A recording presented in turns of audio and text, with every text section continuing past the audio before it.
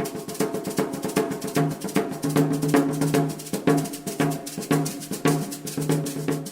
participation des femmes dans les initiatives de la promotion de l'égalité entre hommes et femmes à Madagascar, actuellement, je trouve que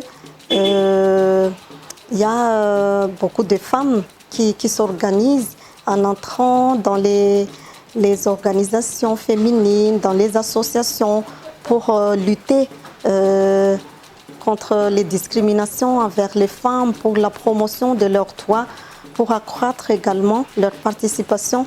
C'est une bonne chose, mais beaucoup de femmes ont encore besoin de sensibilisation à Madagascar parce qu'elles ne connaissent même pas leurs droits.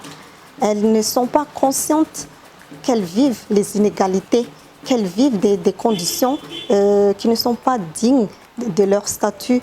Donc il y a beaucoup de femmes qui sont fatalistes et qui acceptent ces conditions, alors que ces conditions, ce sont vraiment des inégalités et de non-respect des droits des femmes. Donc cette situation nécessite des actions et plus de sensibilisation. Suite à cette situation, on constate un écart de participation des hommes et des femmes aux différents domaines à Madagascar.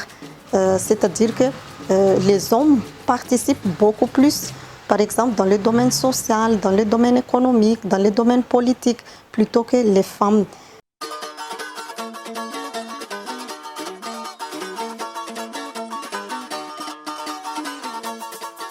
CNFM se trouve comme partenaire stratégique du projet Impact depuis quelques années, 4 ans de cela.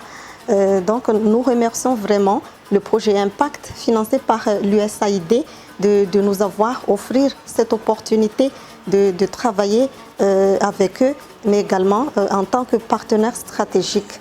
La contribution du CNFM durant ce partenariat peut se résumer en quelques points. D'abord, le CNFM a participé dans les différents sous-comités pour améliorer la distribution des intrants de santé à Madagascar. Le CNFM a participé activement dans le comité texte et réglementation, c'est-à-dire on a fait l'analyse des textes et des lois sur la production, la distribution des intrants de santé à Madagascar, comment améliorer la distribution des intrants de santé, comment introduire le genre, l'égalité dans ce circuit de distribution. Le CNFM également a participé au sous-comité accès au financement et communication dans tout ce processus de distribution des intrants de santé à Madagascar. Le CNFM également a participé à l'élaboration des messages, conception et élaboration des messages sur les 3 thématiques qu'on a travaillé avec l'impact, c'est-à-dire sur le planning familial, la santé maternelle infantile et le paludisme. Et on a fait des diffusions communes, des messages par rapport à ces 3 thématiques. Également, le CNFM a joué un rôle sur la sensibilisation de ses membres, puisque CNFM regroupe des associations féminines dans tout Madagascar, dans toutes les 23 régions. On a plus de 150 associations actuellement. Donc on sensibilise nos membres répartis dans toutes les régions, premièrement sur l'existence de l'inégalité en termes de santé à Madagascar. Secondo, il faut agir pour réduire ces inégalités, apporter leur part de contribution pour remédier les inégalités en termes de santé. Et troisièmement, nous avons joué un grand rôle de sensibiliser nos membres à participer dans le circuit de distribution des intrants de santé à Madagascar en étant des femmes qui disposent des dépôts de médicaments, des pharmacies, de sensibiliser, de faire les distributeurs ambulants, distributrices ambulants. Donc ce rôle, on a joué également dans le cadre de ce partenariat. On a également fait des plaidoyers pour réduire les inégalités en termes de santé à Madagascar. On porte cette thématique de plaidoyer dans tous nos actions et dans tous nos contacts avec les décideurs. On a apporté ce thème de plaidoyer qu'il faut qu'il y ait une égalité d'accès à la santé et aux intrants de santé à Madagascar.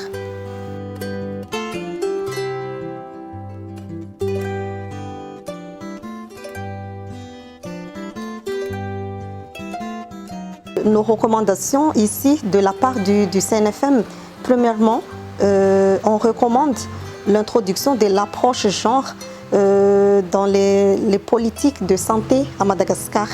Nous recommandons que les acteurs dans le domaine de la santé introduisent l'approche genre depuis la conception des politiques jusqu'à la distribution des intrants médicaux.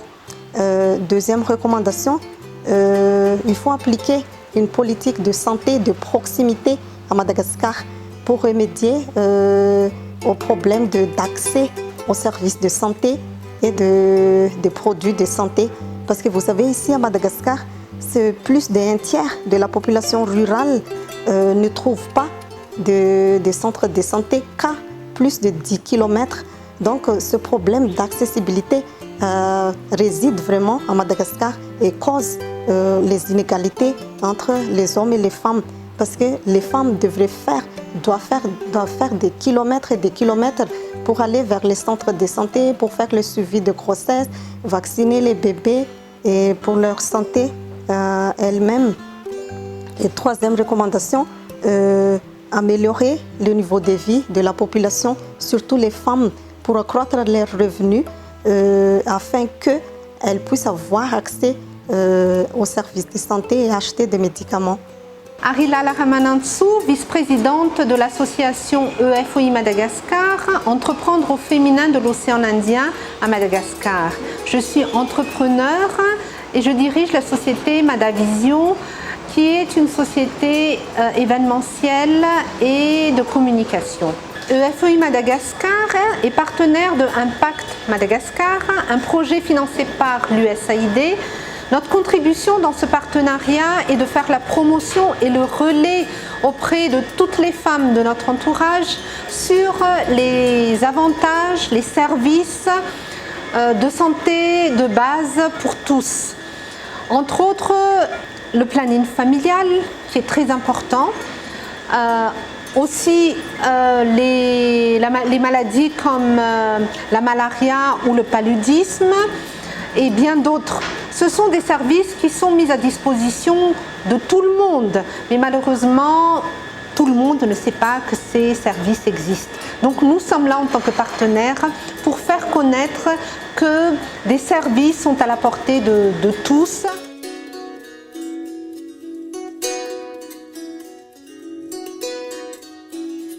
Aujourd'hui, si nous voulons partager quelques informations sur les défis que relèvent les femmes malgaches dans l'entrepreneuriat, on peut dire que les femmes malgaches sont des femmes fortes parce que beaucoup aujourd'hui, surtout les jeunes femmes, entrent dans le monde de l'entrepreneuriat avec très peu de moyens. Les défis qu'elles doivent relever, c'est convaincre déjà leur entourage, leur famille, leurs proches, si elles veulent réaliser un projet. C'est un grand défi. Le deuxième défi, c'est avoir les moyens financiers pour pouvoir réaliser leur projet. Il est à savoir qu'aujourd'hui, l'accès au financement n'est pas encore chose facile pour toutes les malgaches sur le territoire. Et le troisième point serait la compétence, parce que les formations professionnelles se font encore désirer aujourd'hui et ne sont pas accessibles à toutes.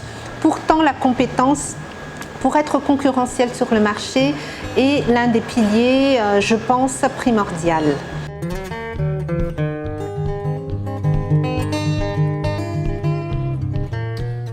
Des avancées, bien sûr, se font sentir actuellement parce qu'on parle beaucoup de l'entrepreneuriat au féminin, pas seulement à Madagascar, mais dans le monde. car nous sommes conscients, tout le monde est conscient qu'on ne peut pas mettre de côté les 50% de la population, surtout malgache, pour contribuer au développement du pays. Des avancées se font sentir soit au niveau du secteur public pour favoriser et motiver les femmes à entrer dans l'entrepreneuriat, dans divers secteurs. Malheureusement, les informations ne sont pas toujours encore bien partagées, mais on le sent. Les efforts se font sentir et c'est une très bonne chose pour l'avenir de l'entrepreneuriat féminin. Le secteur privé aussi, aujourd'hui, se rend compte que beaucoup de femmes, surtout les très petites et moyennes entreprises, se développent. Malheureusement, avec la situation post-Covid, beaucoup d'entre elles sont face à des difficultés, je dirais, graves. Mais nous sommes là, on essaie de se relever, on fait tout pour ne pas revenir en arrière et on se serre les coudes pour pouvoir surmonter toutes ces difficultés. Donc je peux dire que les femmes malgaches sont résilientes, fortes et elles sont dignes.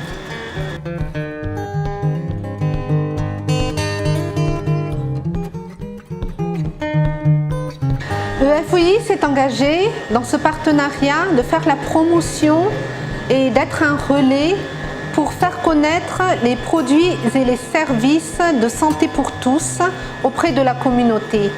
Ces services et produits sont soit gratuits, soit très accessibles.